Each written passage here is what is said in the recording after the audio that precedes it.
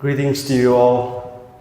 I'm truly humbled and honored to be standing on this prestigious seminary, to be standing in front of our well-regarded professors, and also in front of my many friends, diversities of friends from all over the country, all together gathered here. I'm praying that God's Spirit dwell within us as we spend time with His Word. Before I get into my text, I want to quickly draw your attention to a very saddening reality of our society. According to National Survey on Extent and Pattern of Substance Use conducted under the Ministry of Social Justice and Empowerment, 14.6% of the Indian population, which is equivalent to 160 million people, consumes alcohol. Another 31 million people consumes cannabis, which we also know as marijuana and ganja. So these are the major drugs consumed in India. And as a result of this, nearly 80% of domestic violence crimes in India are related to the use of drugs. So this 80% is just a registered crime.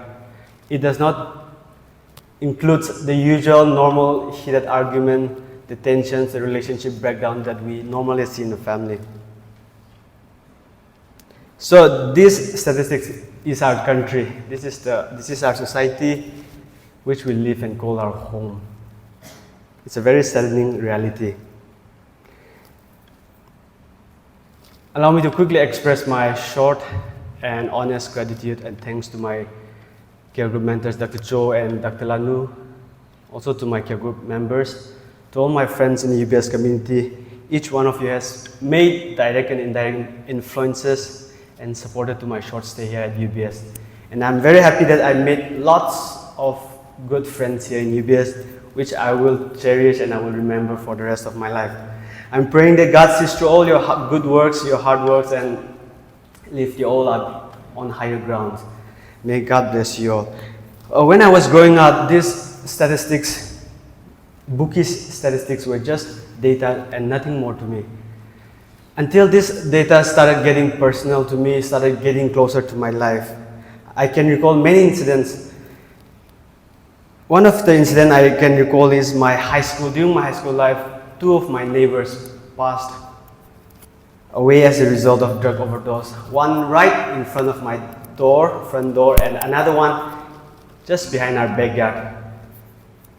And there are many more incidents, but these things did not even get my attention. I did not pay heed. I did not develop any concerns and worries, because these were outside of my friend, outside of my family circle.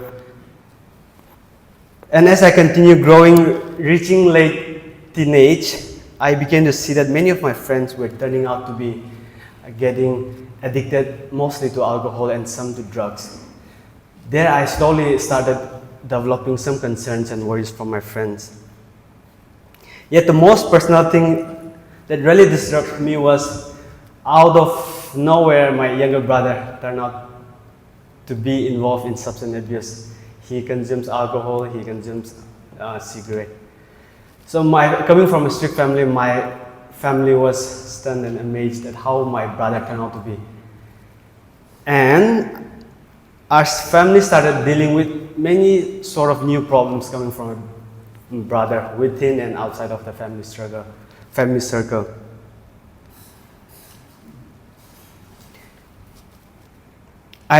Since then, I have observed that as a family who has even one drug abuser can take away lots of peace and peace in the family, peace and joy from the family, based on the experience that I have in my family. On numerous occasions, I've been facing the unpleasant outcome of drug abuse with my friends, my family, my neighbors. And so, even during my summer vacation, I gave teaching lessons in a rehab center, and throughout the lessons, throughout the classes, I observed different kinds of people. Also, a few days before I came back from my vacation, one of my neighbors passed away as a victim to alcohol again, leaving 3 kids behind. Whole night I was with the family, with the guitar, leading and singing the hymns, warming the family. And whole night I watched the 3 young kids running around with absolutely no clue to what is happening around them. With much unpleasant incidents, I have developed massive concerns and worries for such people and regarding this subject. This is the reason why I wanted to draw your attention this morning. This well-known yet often neglected by our society. Based on the red text in a sense, the opening hymn was my text. Exactly my text verses Psalm number 23 verses 1 to 6. I don't want to repeat reading it again, so I just skipped the scripture reading part. So based on that text, I have entitled my sermon as The Shepherd's Promises. The Shepherd Promises. David made a bold declaration, "The Lord is my shepherd." The Lord is a shepherd is a very familiar idea that we see throughout the Bible. There are many instances where even Jesus called himself as the good shepherd who provides, who gave his life for his sheep. In ancient Israel or any ancient societies, the work of a shepherd is the lowest among all works. If a family needs a shepherd, then it has to be the youngest one, just like David.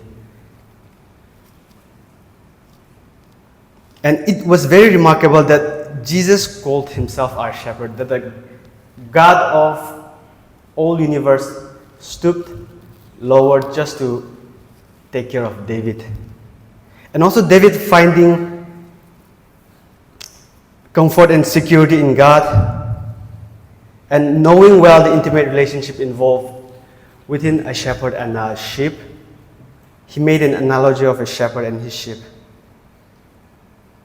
Having been a shepherd himself, he said, "The Lord is my shepherd," not that the Lord is a shepherd to the world, but he said it, "The Lord is my shepherd," implying the personal sense and conviction of having experienced such intimate relationship with God.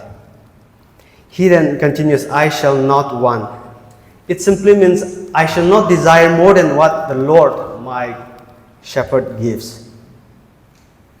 David is implying here that as the good shepherd, God knows what he wants, God knows what he needs, and therefore he provides accordingly.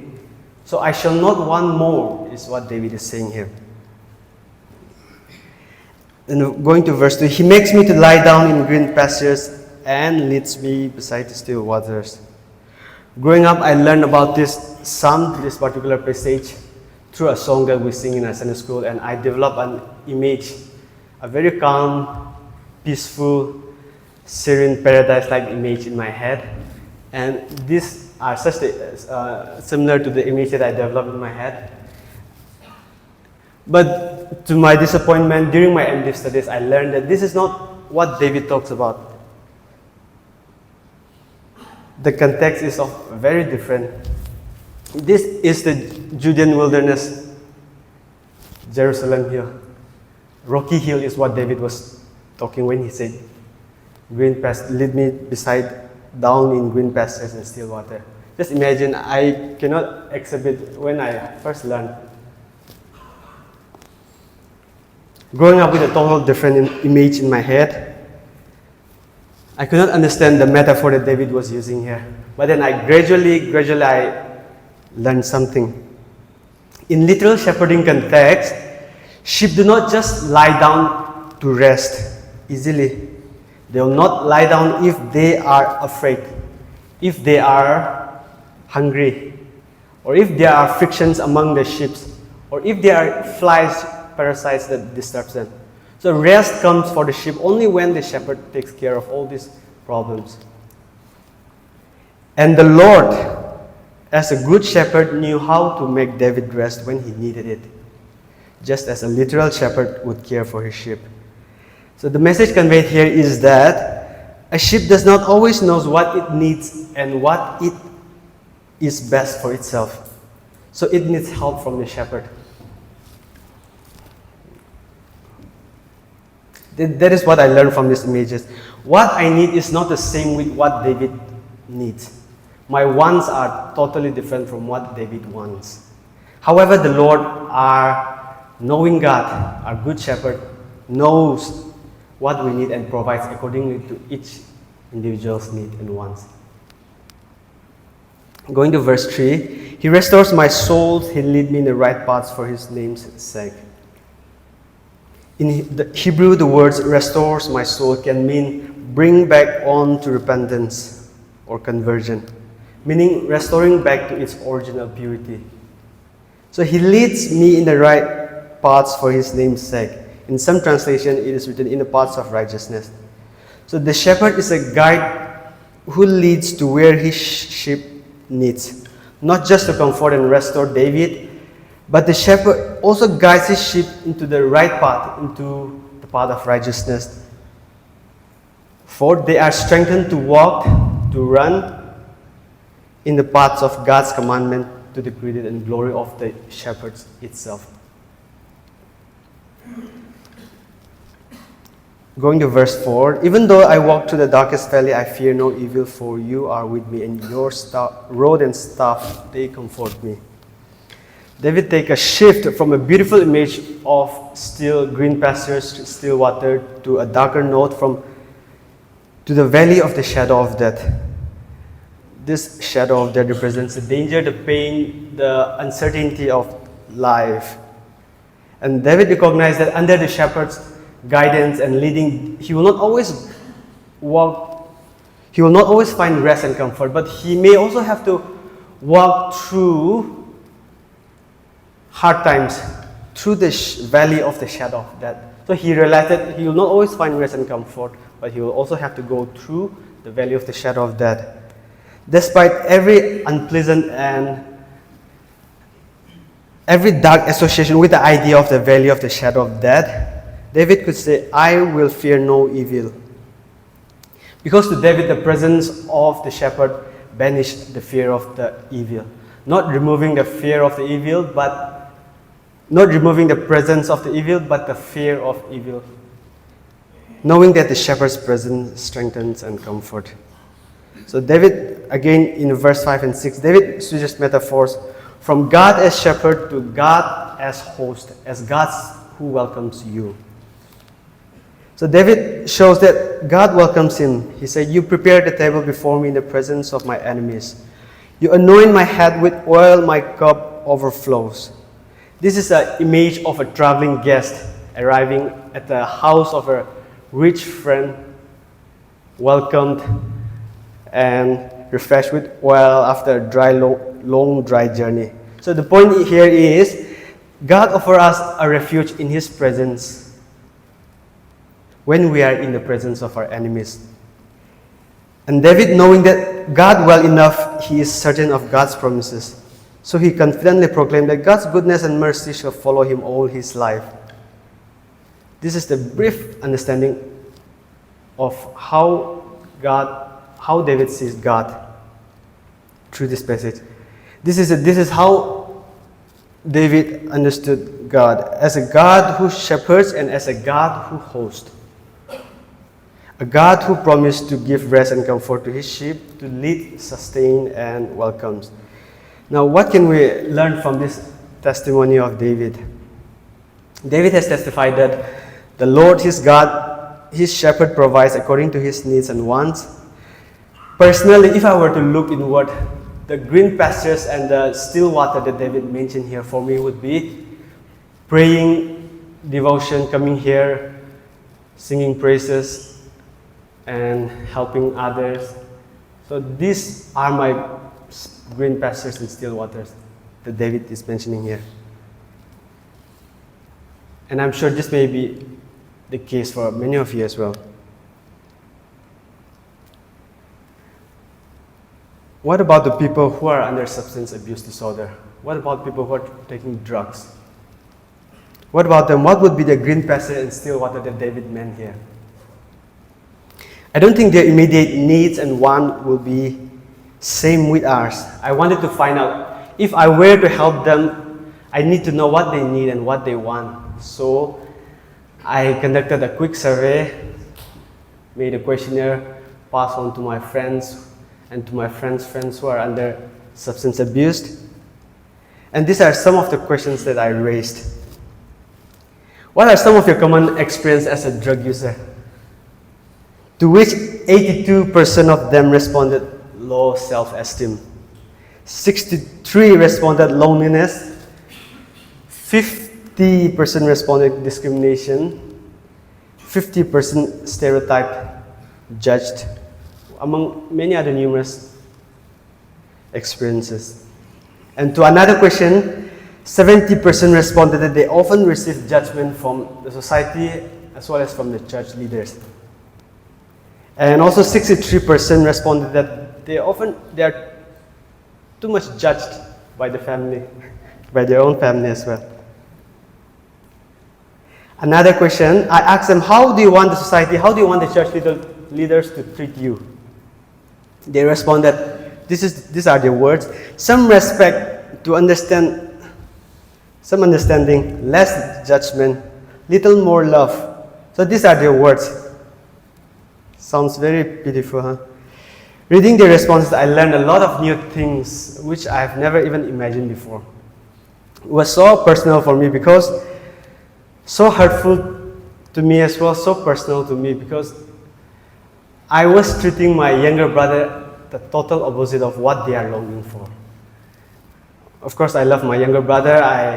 However, most of the time, exhortation, condemning, scolding, judging is what I give my younger brother.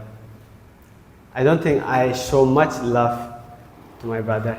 And I'm sure he sees me as more of the judging part than the loving part.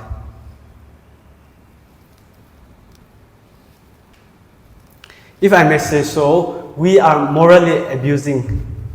I am morally abusing them, my younger brother, and some of us may also be morally abusing them. And in terms of our spiritual outlook, we may also be spiritually abusing them. Our attitude, our actions, our presentation towards them may have directed such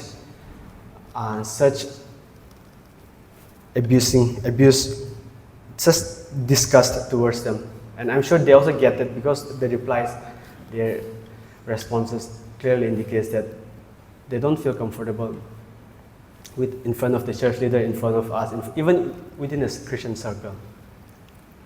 Looking at the way they responded, reading their responses, I imagine them walking at a cliff, at the edge of a cliff. I just imagine them like this. They're in a very vulnerable, helpless position. One wrong step, one wrong decision could destroy their life. If we are not careful, we may unintentionally be among those who push them. Not intentionally maybe, but unintentionally through our words we may push them over the cliff.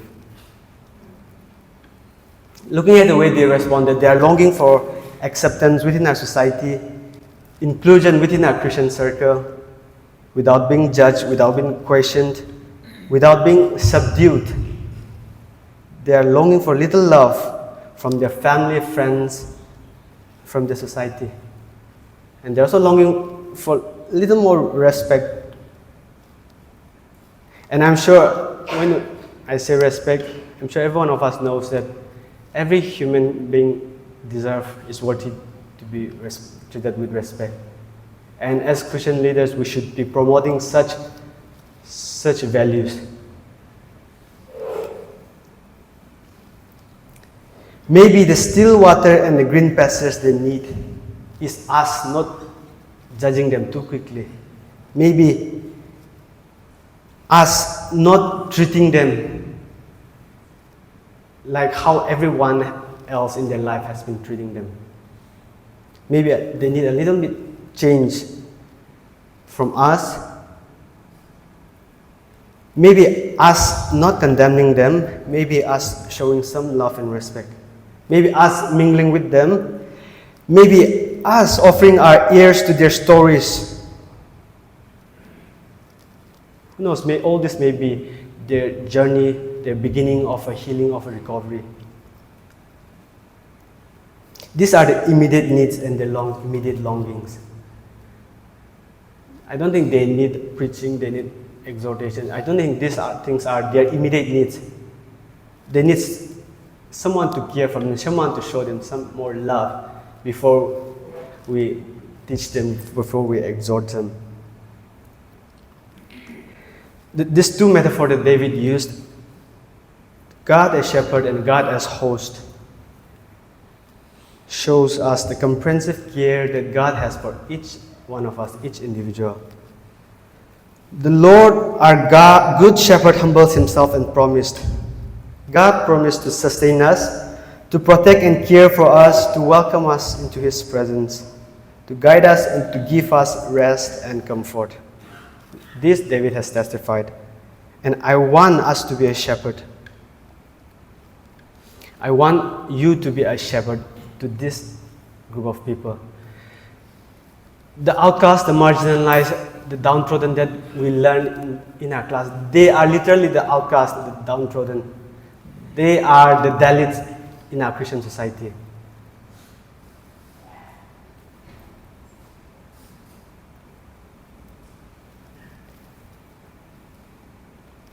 They need someone to love them, someone to care for them, and someone who listens to them.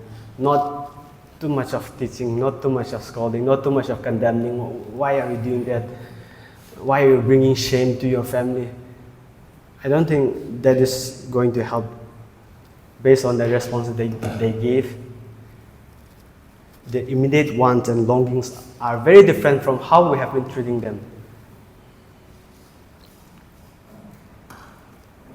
For this, I want us to be the different group of people, different kind of people from the rest of the world that treats them with respect as a shepherd that passes on the promises of the Lord, promises to sustain, to care and comfort them, to give rest to them, also to be there when they need us.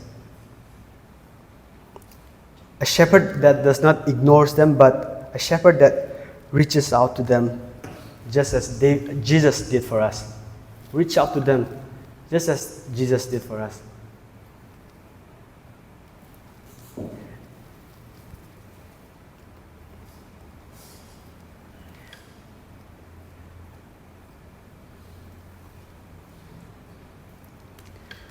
I want each one of us to be a shepherd that brings changes, that is able to provide the healing and the recovery that they need.